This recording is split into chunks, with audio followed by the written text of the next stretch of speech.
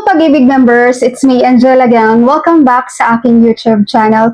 Pag-uusapan po natin sa video na ito guys, kung yung mga Pag-ibig members na hindi na active sa paghuhulog, no, sobrang tagal nang hindi nakapaghulog sa Pag-ibig fan, may makukuha pa ba silang retirement with Pag-ibig?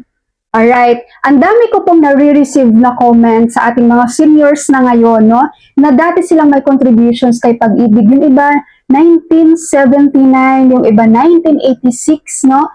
And hindi sila tuloy-tuloy na nag-contribute.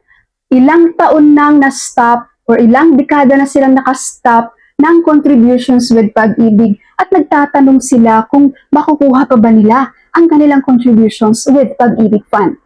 Ang sagot po dyan guys, yes naman po. Lagi niyo pong tatandaan ang SSS at Pag-ibig. As long as sigurado kayo sa sarili no, na may contributions kayo sa SSS, na may contributions kayo sa Pag-ibig, makukuha at makukuha niyo po yan kahit pa ilang years na kayong nakapag-stop ng contributions dyan. Tandaan natin guys, ang pera natin yan, makukuha at makukuha natin yan. Pero, ito ang challenge dyan guys, sa mga matatagal ng member. Katulad ditong nag-comment, 1979, 1986 pa. Ang dami kasi guys, na mga senior na ngayon kawawa sila. Alam niyo bakit? Dahil dati, nung nagtatrabaho pa sila guys, nakikita nila sa payslip nila, may kaltas ng Pag-ibig contributions, may kaltas ng SSS contributions. So, ina-expect nilang may hulog na ang kanilang record. But then, ngayong nag-file na sila ng retirement with SSS ang Pag-ibig, doon na lang nila na-found out ang daming bungi-bungi or ang daming buwan and years na hindi pala nire-remit ng kanilang employer. Kapag ganito kasi yung mangyayari guys, hindi nyo mahahabol si Pag-ibig dyan or si SSS dahil wala sa kanila ang mali. Ang mali po, nasa employer nyo. Nasa company nyo na hindi nagre-remit ng contributions pero binabawasan kayo sa inyong payroll.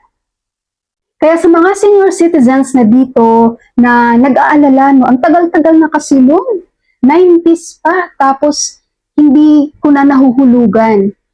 I-make sure nyo po muna guys na may contributions yung account nyo. Pag na-make sure nyo na may hulog yan, mag-file po kayo ng retirement. Makukuha nyo po yan.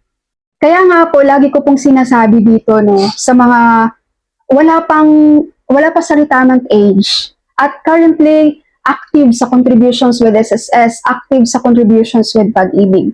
Kapag SSS member ka, you have to make sure gumawa ka po ng SSS online account.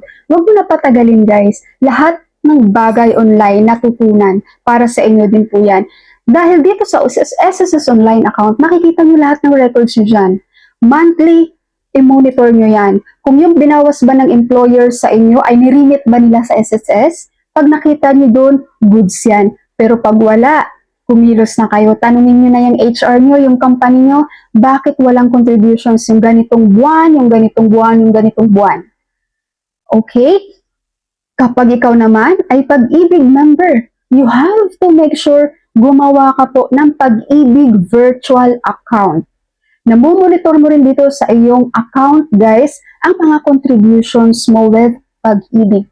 Makikita mo rin dito yung mga dividends mo, no? Sa may mga Pag-ibig, ito yung kagandahan sa Pag-ibig, guys, dahil nakikita natin yung tubo nating pera doon.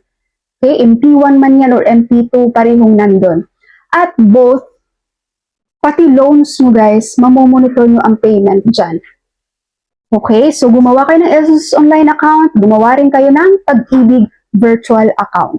Okay, kasi yung mga dati guys, diba yung mga senior na ngayon, hindi sila, basta pag nakita nilang may kaltas naman sila sa payroll nila, nakikita nila sa payslip yung SSS contributions, Pag-ibig contributions, akala nila talaga 100% safe na yun. So, hindi nila nalalaman na hindi pala ni-remit ng kanilang employer. Kaya ngayon, be wise kayo lalong-lalo na dyan sa mga employed, no? Kasi until now, may mga employer talaga guys na hindi nagre-remit pero kinakaltasan kayo sa sahod mo. Okay, so Pag-ibig members, please share this video guys para naman marami pong makakaalam at lumawak yung pag-iisip natin pagdating sa monitoring ng ating contributions. Thank you so much for watching, everyone. God bless you all.